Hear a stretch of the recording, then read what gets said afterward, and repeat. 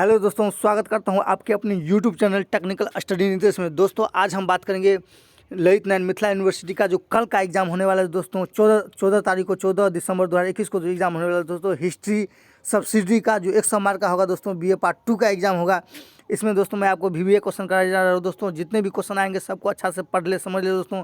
Exam में इससे बाहर कुछ भी नहीं आएगा, जो आएगा सब इसी में आएगा दोस्तों। चलिए दोस्तों वीडियो को शुरू करते हैं दोस्तों। तो दोस्तों जैसा कि आप लोग देख रहे हैं, पहला फर्स्ट नंबर क्वेश्चन है कह रहा है दोस्तों।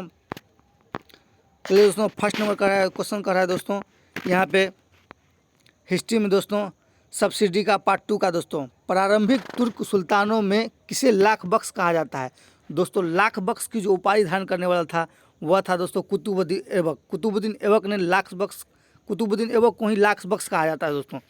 क्वेश्चन नंबर 2 है दोस्तों, तुर्कान ए बहलगामी का गठन किसने किया दोस्तों? तुर्कान ए बहलगामी का गठन बलबन ने किया, इसलिए इसका ऑप्शन नंबर हो जाएगा ए। तीसरा नंबर क्वेश्चन है दोस्तों, सैयद वंश का संस्थापक कौन था?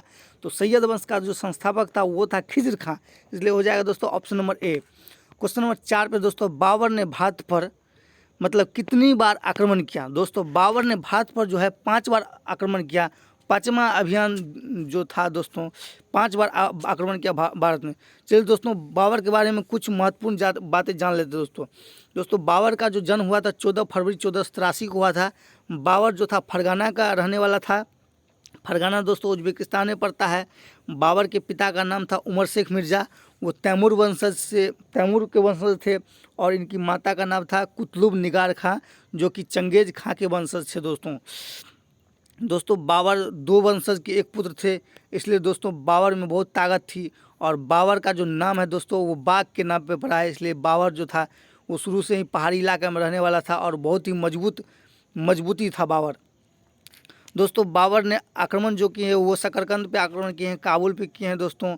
और सबसे बड़ा आक्रमण जो किए हैं दोस्तों ये पानीपत का प्रथम युद्ध जो किए हैं इब्राहिम लोदी और बाबर के बीच हुआ था, जिसमें बाबर की विजय हुई थी, जिससे बाबर ने भारत में पहली बार तोप का प्रयोग किया था, जिसमें तोप को जो संचालन करने वाला था वो था उस्ताद मुस्तफ़ा खां और उस्ताद खां दोस्तों। तोप और टेक्निकल के प्रयोग से दोस्तों बाबर ने इब्राहिम लोदी को पराजय कर दिया और बाबर की इसमें विजय हुई दोस्तों। उसी में इब्राहिम लोदी मारा गया और बाबर ने दिल्ली पर कब्जा कर लिया। चलिए दोस्तों अगला क्वेश्चन नंबर है 5 नंबर दोस्तों, चौसा का युद्ध दोस्तों। चौसा का युद्ध हुआ 1539 ईस्वी में। क्वेश्चन नंबर 6 है दोस्तों, बाबर का जन्म कब हुआ था दोस्तों? मैंने आपको पहले ही बता दिया, इसमें दोस्तों गलत है। बाबर का जो जन्म हुआ 14 फरवरी 1483 ईस्वी को हुआ दोस्तों। ऑप्शन नंबर सी नहीं होगा, इसका ऑप्शन नंबर ए हो जाएगा दोस्तों। क्वेश्चन नंबर 7 में दोस्तों, मुगल साम्राज्य का संस्थापक कौन था? तो मुगल साम्राज्य का संस्थापक दोस्तों बाबर था। बाबर की मृत्यु कब हुई दोस्तों? बाबर ने बचपन से लेकर दोस्तों और अंत तक ये लड़ते लड़ते ही मर गया दोस्तों, क्योंकि ये जब 11 वर्ष का था तभी इसके पिता की मृत्यु हो गई और ये 11 वर्ष में ही शासक बन गया। कहाँ का शासक दोस्तों? फरगाना का शासक बन गया। इसलिए दोस्तों ये बाबर की मृत्यु आपको हो गई 1530 ईस्वी में दोस्तों, क्योंकि 1526 में इसने पानीपत का युद्ध लड़ा, 1527 में भी इसने युद्ध लड़ा, 1528 में भी, 1529 में भी दोस्तों ये अपना युद्ध लड़ा और 1530 में जाके ये मर गया दोस्तों। खानवा का युद्ध कब हुआ दोस्तों? क्वेश्चन नंबर 9 का है।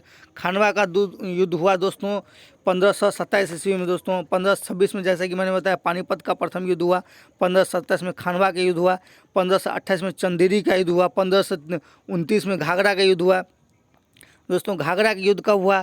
तो 1529 में ईस्वी में हुआ दोस्तों। हुमायूं का जन्म कब हुआ? क्वेश्चन नंबर 11 में दोस्तों, हुमायूं का जन्म कब हुआ? इसका ऑप्शन हो जाएगा दोस्तों 1508 ईस्वी में, ऑप्शन नंबर डी दोस्तों। हुमायूं की भूलों एवं कठिनाइयों का समय था दोस्तों। हुमायूं का जो भूलों एवं कठिनाइयों का समय था वो 1530 से 40 ईस्वी था, इसलिए इसका ऑप्शन नंबर ए हो जाएगा दोस्तों। हुमायूं की मृत्यु कब हुई? तो हुमायूं की मृत्यु 1556 ईस्वी में हुई दोस्तों। हुमायूं का जो शासन था वो 1530 से 1556 तक था दोस्तों। 1556 में दोस्तों इसकी मृत्यु हो गई, इसलिए इसका ऑप्शन नंबर हो जाएगा सी। 14 नंबर क्वेश्चन कर रहा है दोस्तों, शेरशाह का जन्म कब हुआ था दोस्तों? शेरशाह का जन्म 1486 ईस्वी में हुआ था, इसलिए इसका ऑप्शन नंबर बी हो जाएगा दोस्तों। शेरशाह के बचपन का नाम क्या था दोस्तों? शेरशाह के बचपन का नाम था फरीद, इसलिए इसका ऑप्शन हो जाएगा सी। शेरशाह कब भारत का सम्राट बना? शेरशाह जो है दोस्तों 1540 में भारत का सम्राट बना, इसलिए इसका ऑप्शन हो जाएगा डी। शासन की सुविधा हेतु शेरशाह ने अपने साम्राज्य को कितने भागों में विभक्त किया। दोस्तों शासन की सुविधा हेतु शेरशाह ने अपने साम्राज्य को 47 भागों में विभक्त किया, इसलिए हो जाएगा इसका ऑप्शन नंबर बी। चलिए दोस्तों अगले हम क्वेश्चन नंबर 18 पे चलते हैं दोस्तों। क्वेश्चन नंबर 18 और पेज नंबर जो है दोस्तों वो 2 है दोस्तों। शेरशाह की मृत्यु कब हुई थी दोस्तों। इसका हो जाएगा दोस्तों 22 मई 1545 ईस्वी को शेरशाह की मृत्यु हुई। ऑप्शन नंबर ए हो जाएगा दोस्तों। दोस्तों अकबर का जन्म हुआ, चलिए दोस्तों अकबर के बारे में कुछ थोड़ी सी जानकारी दे देते हैं दोस्तों। अकबर का जो जन्म हुआ वो 15 अक्टूबर 1542 ईस्वी में अमरकोट में हुआ दोस्तों।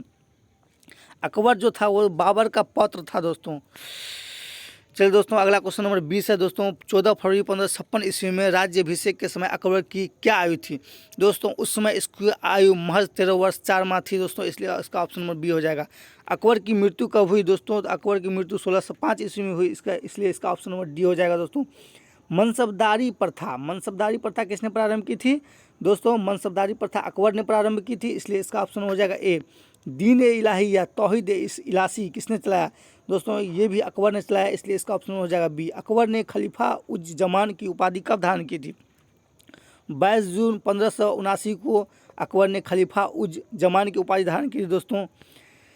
25 नंबर का है अकबर ने अपने साम्राज्य को कितने सूबों में विभक्त किया। दोस्तों अकबर ने अपने साम्राज्य को 15 सूबों में विभक्त किया, इसलिए इसका ऑप्शन हो जाएगा डी। बादशाह अकबर द्वारा स्थापित पुस्तकालय में हस्तलिखित पुस्तकों की संख्या कितनी थी।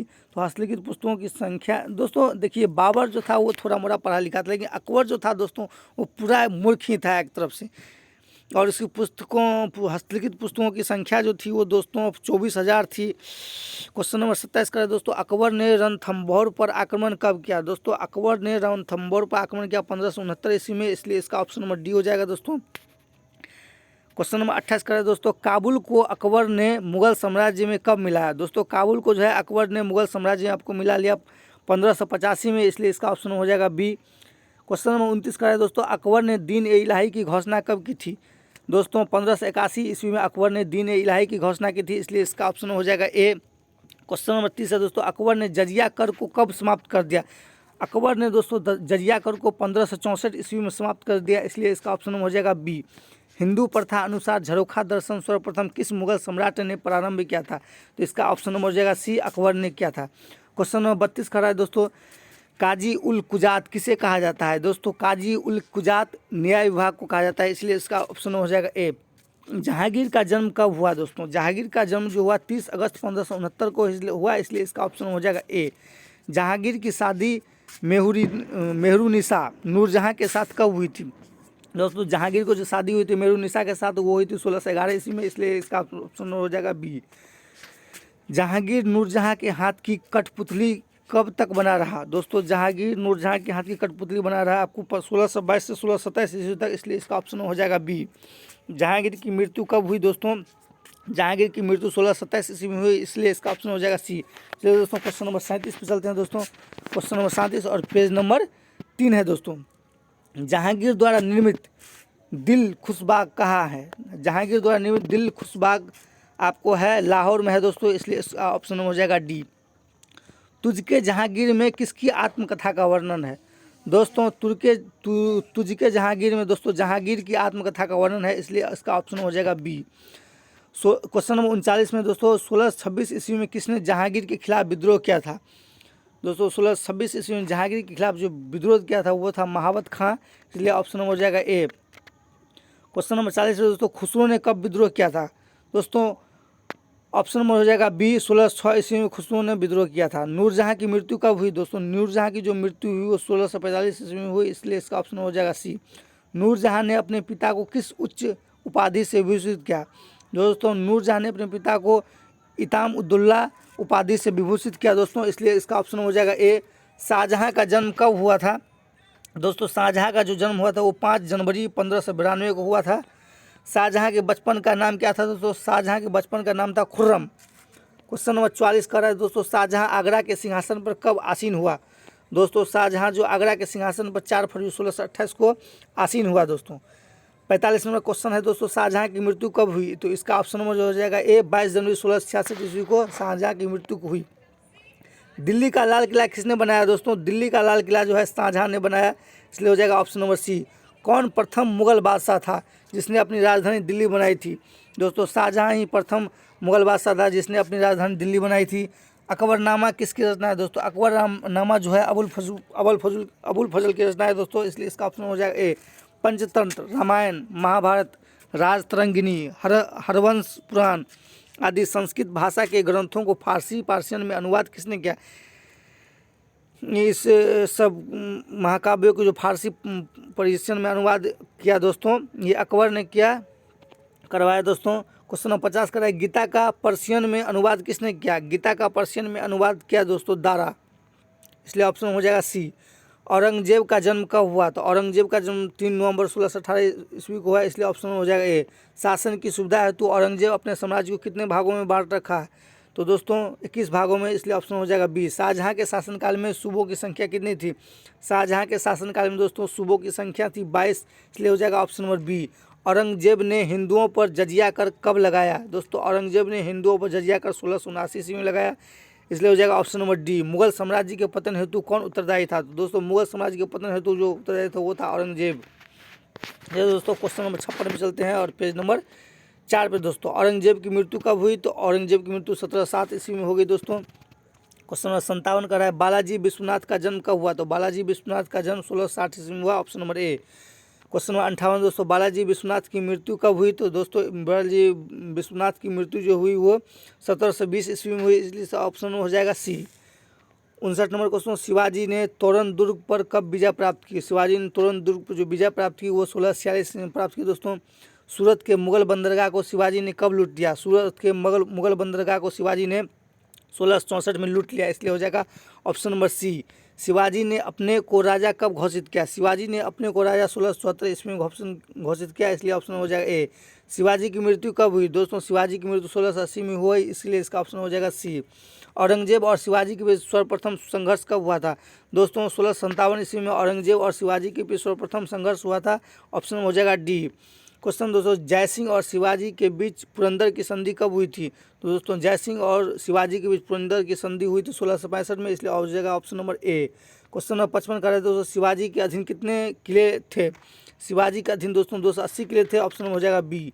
फतेहपुर सीकरी को किसने राजधानी बनाया? दोस्तों फतेहपुर सीकरी को अकबर ने राजधानी बनाया, इसलिए हो जाएगा ऑप्शन नंबर बी।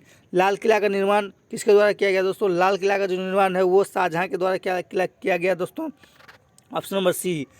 जिस राष्ट्रवादी नेता को देशबंधु के नाम से जाने जाते हुए थे कौन थे दोस्तों? CR Das, option number A. Swami Vivekananda का जन्म दोस्तों 1863 ईस्वी में हुआ था। क्वेश्चन नंबर 70 का है दोस्तों, दांडी यात्रा संबंधित है। दोस्तों दांडी जो यात्रा है वो नमक सत्याग्रह से संबंधित है। क्वेश्चन नंबर 71 का है दोस्तों, अवध का नवाब कौन था? अवध का जो नवाब था वो दोस्तों था सिराजुद्दौला था दोस्तों, अवध का नवाब। बक्सर का युद्ध कब हुआ था दोस्तों? बक्सर का युद्ध हुआ था अक्टूबर 1764 ईस्वी में हुआ था।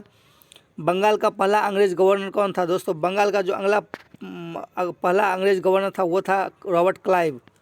क्वेश्चन नंबर 74 है दोस्तों, नवाब सिराजुद्दौला कहाँ का नवाब था? ये दोस्तों बंगाल का नवाब था। अवध को ब्रिटिश साम्राज्य में किस अंग्रेज गवर्नर जनरल ने मिला लिया था? दोस्तों अवध को ब्रिटिश साम्राज्य में लॉर्ड डलहौजी ने मतलब कि मिला लिया था, ऑप्शन नंबर हो जाएगा ख। अवध का अंतिम नवाब कौन था? तो अवध का अंतिम नवाब वाजिद अली शाह था दोस्तों, ऑप्शन नंबर क।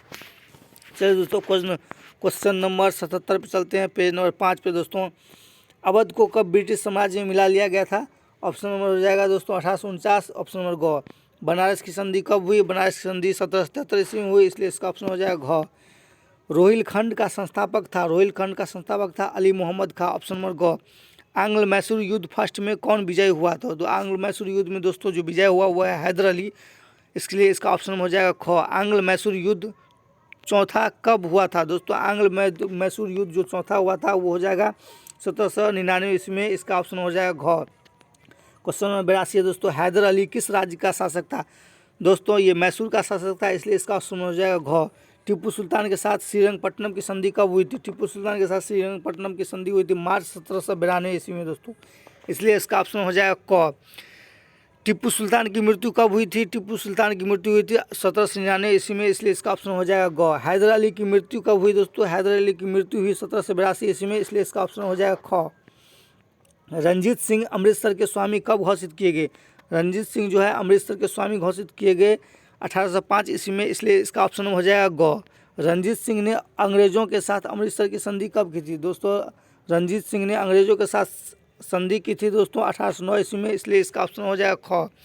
पंजाब को अंग्रेजी राज्य में कब मिलाया गया दोस्तों? पंजाब को अंग्रेजी राज्य में मिलाया गया आपको 1849 ईस्वी में, इसलिए इसका ऑप्शन हो जाएगा घ।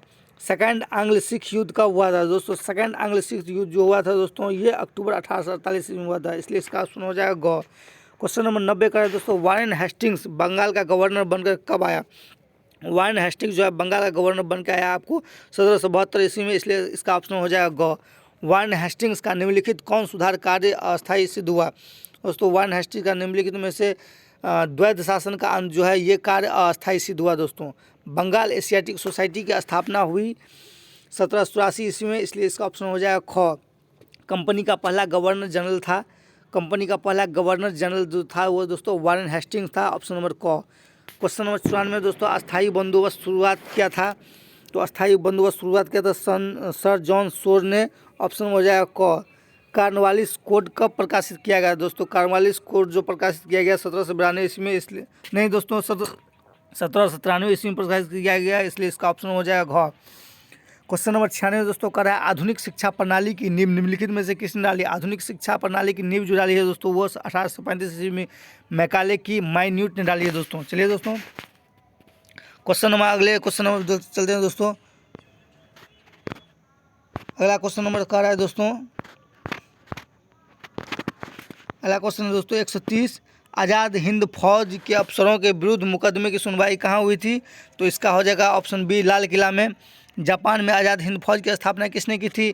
जापान में आज़ाद हिंद फौज की स्थापना की थी रास बिहारी बोस ने, ऑप्शन हो जाएगा सी। सर्वप्रथम पाकिस्तान के निर्माण की मांग किसने की थी दोस्तों? सर्वप्रथम पाकिस्तान के निर्माण जो की थी भारत स्वतंत्रता प्राप्त होने के बाद में तो मोहम्मद इकबाल ने किया था, इसलिए हो जाएगा इसका ऑप्शन नंबर ए। आज़ाद हिंद फौज की स्थापना कब हुई थी? आज़ाद हिंद फौज की स्थापना हुई थी 1641 में, इसलिए इसका ऑप्शन हो जाएगा बी। मुस्लिम लीग ने प्रत्यक्ष कार्यवाही दिवस किस वर्ष मनाया दोस्तों? मुस्लिम लीग ने प्रत्यक्ष कार्यवाही दिवस जो मनाया 1946 में बनाया, इसलिए इसका ऑप्शन हो जाएगा सी। 20 फरवरी 1947 को किस ब्रिटिश प्रधानमंत्री ने कॉमन सभा में भारत को स्वतंत्रता देने की घोषणा की दोस्तों? 20 फरवरी 1947 को जो है सो इटली ने ब्रिटिश प्रधानमंत्री ने कॉमन सभा में भारत को स्वतंत्रता देने की घोषणा की दोस्तों। क्वेश्चन नंबर 136 का है, माउंटबेटन योजना की मुख्य बात क्या थी? माउंटबेटन योजना की जो मुख्य बात थी वो भारत का विभाजन था दोस्तों। क्वेश्चन नंबर 137 का है, किसने कहा था कि पाकिस्तान का निर्माण मेरे सब पर होगा? तो दोस्तों महात्मा गांधी ने कहा था पाकिस्तान का निर्माण मेरे सब पर होगा, इसलिए उसका हो जाएगा ऑप्शन नंबर ए। क्वेश्चन नंबर 38 का है, तो भारत को स्वतंत्रता प्राप्ति के समय ब्रिटेन में किस दल की सरकार थी?